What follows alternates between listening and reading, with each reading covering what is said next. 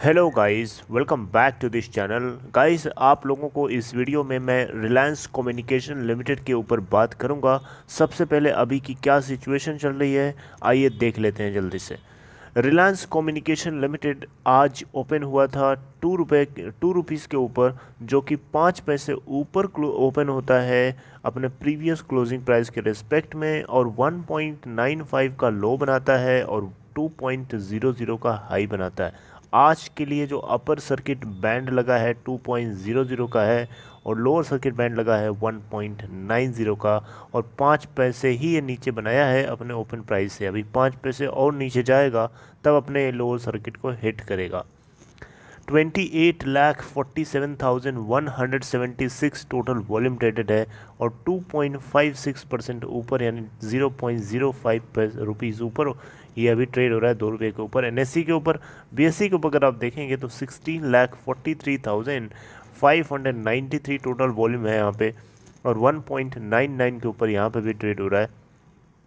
यहाँ पे open price हुई थी 1.97, लो बनाया 1.96 का, और हाई 1 पैसे नीचे बनाया है, बस ओनली 1 पैसे, और हाई बनाया है 1.99 का। अपर सर्किट बैंड 2.06 का लगा है, और लोअर सर्किट बैंड 1.88 का लगा है।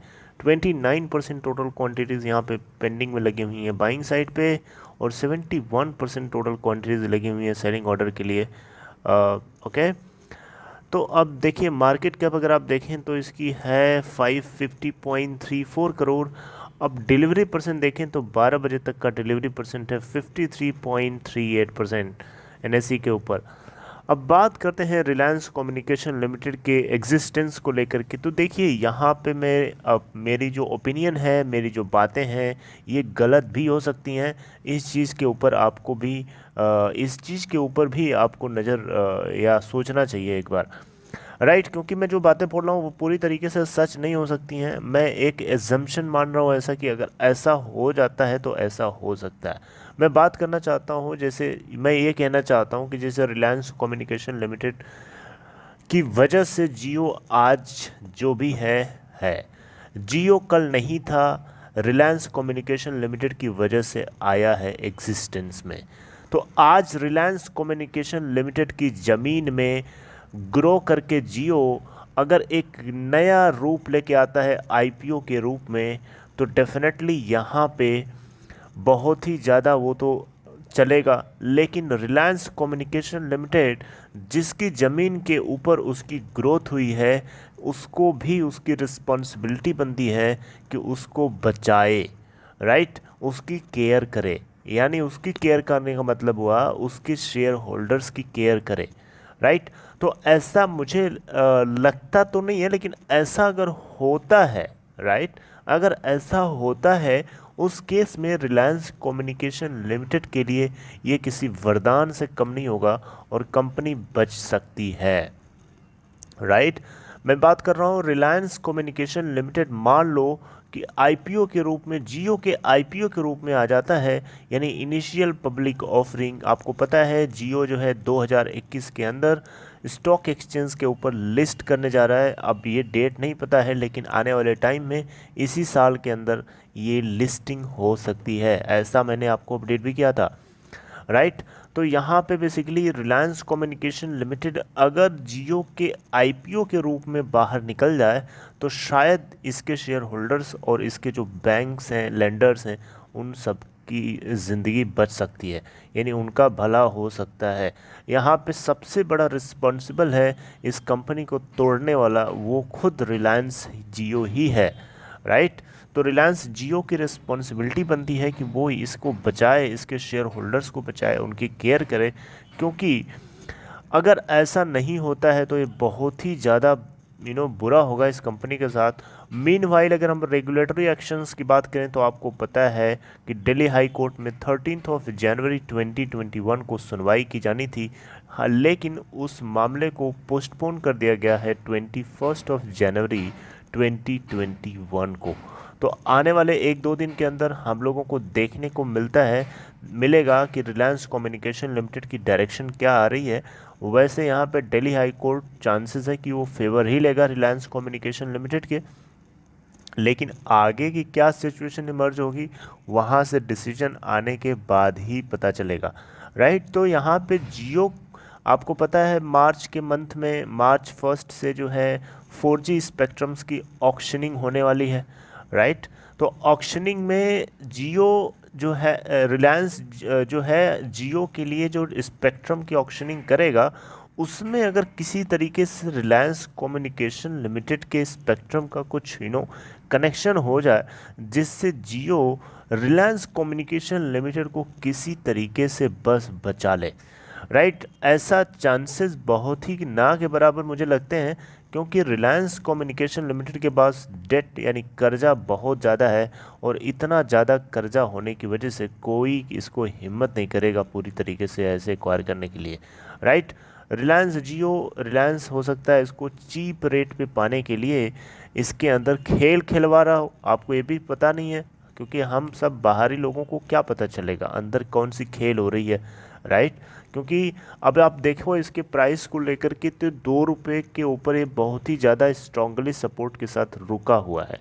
कई दिन से हम लोग देख रहे हैं, जब से ये फ्रॉड वाला चक्कर आया है ना मार्केट में, तब से हम लोग देख रहे हैं कि ये 2 रुपये के लेवल को सस्टेन करके बना के रखने की कोशिश कर रहा है, और आज भी आपको देखने को मिल रहा है कि ये 2 रुपये के ऊपर स्ट्रांगली बना हुआ है। आप 2 के ऊपर ओपन होने के बाद देखें तो 1.95 का ही लो बनाया है और 2.00 का हाई बनाया, राइट। और 2 के ऊपर ये स्ट्रांगली बना हुआ है, और अगर कुछ ऐसा हो जाए 21 जनवरी को, तो ये हो सकता है 2 से सीधे 3-4 तक भी जा सकता है, राइट। डिपेंड करता है कि किस तरीके की न्यूज़ आती है मार्केट में 21 जनवरी 2021 को दिल्ली हाई कोर्ट से।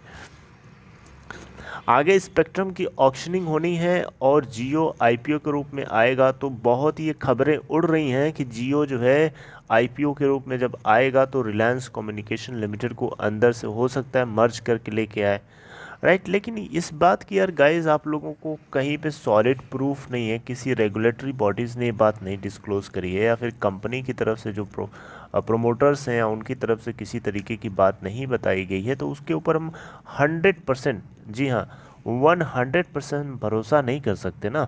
अगर 100% इस झूठी चीज़ों के ऊपर भरोसा करेंगे तो फिर हमें तकलीफ़ होगी जब वो चीज़ गलत होती है तो, राइट। तो इसलिए गलत भरोसा करने से बेटर है कि एक एजम्पशन ही रखो, उसको एक एजम्पशन की तरह देखो, और बाकी कुछ अगर होता है तो अच्छी बात है, तब तो पता ही चल जाएगा। आपको पता होना चाहिए कि रिलायंस कम्युनिकेशन लिमिटेड में रिलायंस अनिल अंबानी, जो कि आपको पता है इस कंपनी का प्रमोटर रहा था, लेकिन अब 5% के आसपास ही होल्डिंग उसकी बची हुई है, ये देख सकते हैं यहाँ पे 5.18% की होल्डिंग अभी भी वो रिटेन करके रखे हुआ है, और 5% में से अच्छी बात ये है कि गिरवी नहीं है इस बार। हालांकि सितंबर 2019 में गिरवी था, लेकिन इस बार नहीं है, राइट। तो आप लोगों को इससे जुड़ी हुई अपडेट डेफिनेटली मिलती रहेगी, तो आपको बस कनेक्टेड रहना है इस चैनल से, और आपको किसी भी तरीके की टेंशन या पैनिक नहीं करना है यार, जितना हो गया उतना हो गया, आगे इसमें डर उसको कंसंट्रेट ना करो, और ज़्यादा उसके अंदर कैपिटल इन्फ्यूज़ ना करो इस प्राइस के ऊपर। ये बहुत नीचे जाता है, 1 रुपये के आसपास के जाता है, तब आप इसके अंदर थोड़ी सी बाइंग कर लेना, ताकि आपकी जो एवरेजिंग प्राइस है ड्रेस्टिकली नीचे आ जाए, राइट। वो भी तब जब आपके पास sufficient extra amount of money हो, राइट। अपनी ज़रूरत के पैसों को इस कूड़े के अंदर कभी न डालना, मैं हमेशा आपको यही रिक्वेस्ट करता हूँ। और जितना लॉस हो गया हो जाने दो, अब क्या कर सकते हो इसके लिए, राइट। और कुछ अगर होता है तो डेफिनेटली ये अच्छी बात होगी, अदरवाइज़ आप जानते ही हैं, राइट। तो this is all for this video. आप लोगों को अपडेट कंटिन्यूस मिलती रहेगी, जुड़े रहिए इससे, और आपको मैं जोड़ के रखता हूँ इस चैनल से और इस वीडियो से, रिलायंस कम्युनिकेशन से, ताकि आपको किसी भी तरीके की प्रॉब्लम ना हो, राइट। कुछ भी न्यू अपडेट आता है मुझे पता चलता है, मैं आपको डेफिनेटली अपडेट करने वाला हूँ। छोटी से छोटी, बड़ी से बड़ी न्यूज़ किसी भी तरीके से घुमा फिरा के आपको कनेक्ट करके ज़रूर बताऊँगा। So this is all for this video guys. अगर आपको ये वीडियो अच्छी लगी हो तो लाइक कर दीजिए, और अगर आपको डीमैट या ट्रेडिंग अकाउंट ओपन कराना है, अगर आप नए हैं स्टॉक मार्केट में, तो उस केस में डिस्क्रिप्शन बॉक्स में एक लिंक आप देख सकते हैं, उसे क्लिक करके आप स्टॉक के अंदर अकाउंट आप ओपन करा सकते हैं guys. See you next time, till then take care of yourself and thank you for watching this video.